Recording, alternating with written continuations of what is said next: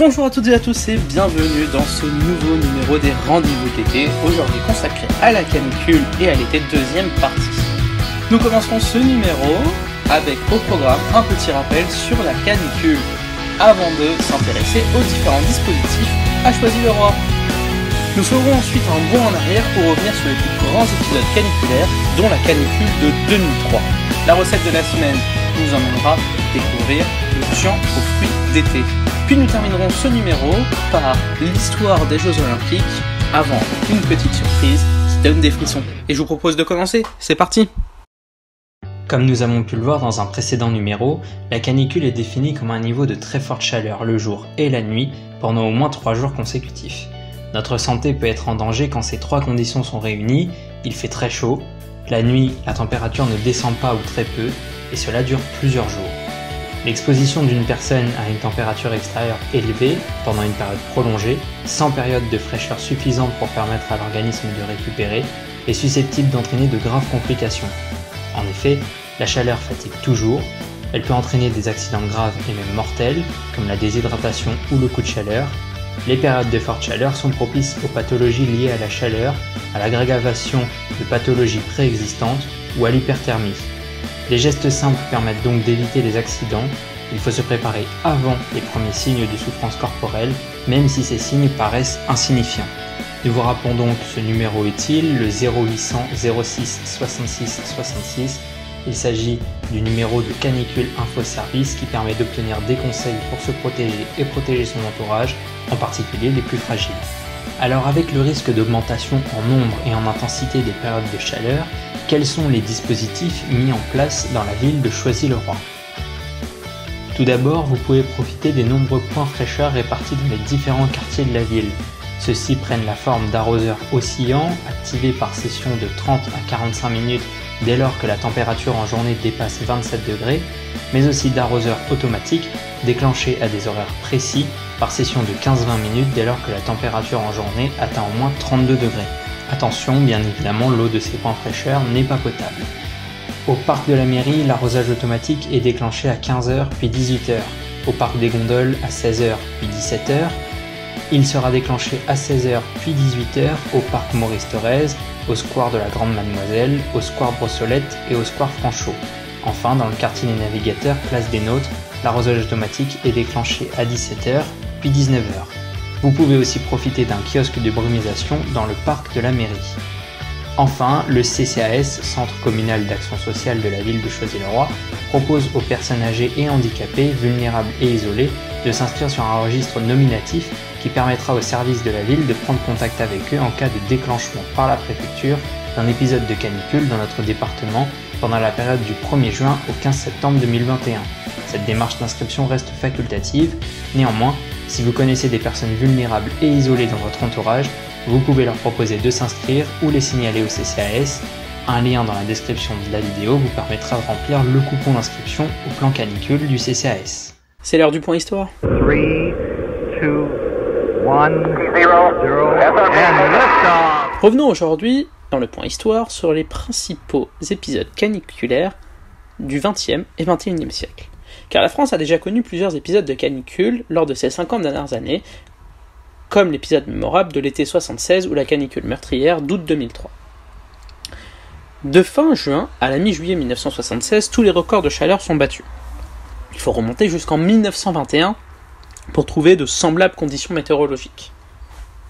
En termes d'impact sanitaire, une vingtaine de départements voient leur mortalité s'élever de près de 10% selon Météo France.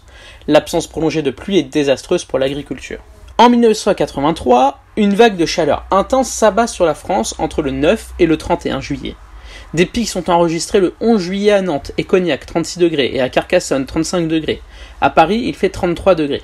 La surmortalité sur l'ensemble de la France s'élève à 4700 cas pour juin et juillet, dont 300 décès dans la seule région de Marseille.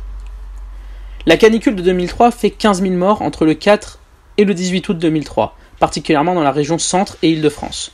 Sur l'ensemble de l'été, le nombre de morts causés par la chaleur atteint près de 20 000 cas en France, selon une étude publiée en 2007 par l'INSERM.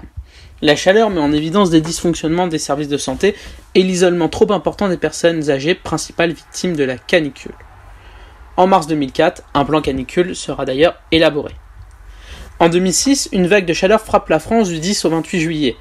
La basse vallée du Rhône est la plus affectée. La mer atteint 30 degrés à Marseille. La chaleur aurait entraîné une surmortalité de plus de 2000 décès en France selon Météo France et l'INSERM.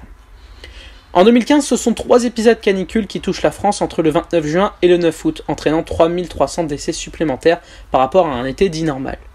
Et depuis 2018, ce sont quasiment un épisode caniculaire, voire plusieurs, chaque année. Des épisodes terribles, à la fois sur le taux de mortalité, spécifiquement chez les personnes âgées, mais aussi d'un point de vue écologique, qui nous rappelle chaque année un peu plus le réchauffement climatique et toutes les conséquences désastreuses qui vont avec. On passe à la recette de la semaine. Aujourd'hui, une touche sucrée avec un tian aux fruits d'été.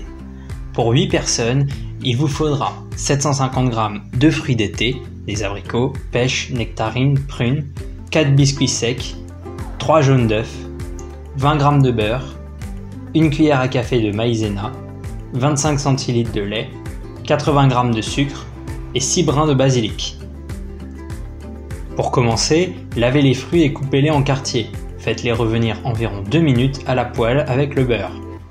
Saupoudrez de 20 g de sucre et poursuivez la cuisson encore 2 minutes. Égouttez les fruits, déposez-les dans un plat à gratin.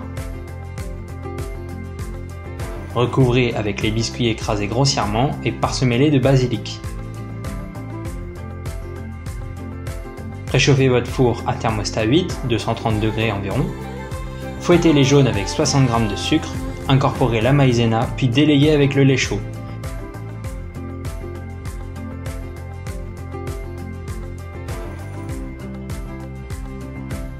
Laissez épaissir 1 minute à feu doux en tournant.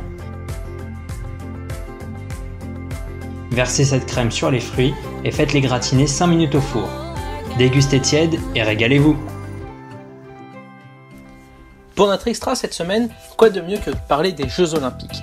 Alors que la France, tout comme les autres nations, viennent de terminer les Jeux Olympiques de Tokyo 2020 avec 33 médailles dont 10 en or, un bilan tout à fait honorable, revenons rapidement sur l'histoire des Jeux Olympiques et son origine.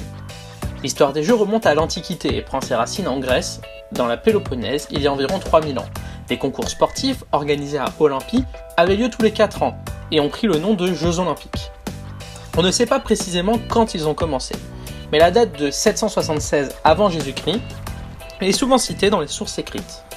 Les raisons exactes de la naissance des Jeux restent aujourd'hui inconnues, car l'histoire se mêle à la mythologie. La période de 4 années séparant les éditions de ces Jeux antiques était nommée Olympiade, et ça servait à l'époque de système de datation. Le temps ne comptait pas en années mais en Olympiades. En 1894, Pierre de Coubertin lance son projet de rénovation des Jeux Olympiques et en 1896 a lieu la célébration des premiers Jeux de l'ère moderne à Athènes. Mais les Jeux Olympiques ne sont pas complètement terminés, car dans moins de 2 semaines maintenant, démarrent les Jeux Paralympiques, toujours à Tokyo. Et dans, non pas 4, mais 3 ans liés à la pandémie, car les Jeux de Tokyo ont été repoussés d'1 an, les Jeux auront lieu à Paris. À l'écran s'affiche la carte des différents lieux olympiques concernés par les Jeux Olympiques de Paris 2024. Un grand moment de convivialité et d'unité, tous rapprochés autour des valeurs du sport. En parlant de Jeux Olympiques, c'est bientôt Paris 2024, et en vue de la cérémonie de passation entre Tokyo 2020 et Paris 2024, écoutons cette magnifique Marseillaise qui donne des frissons. À la semaine prochaine.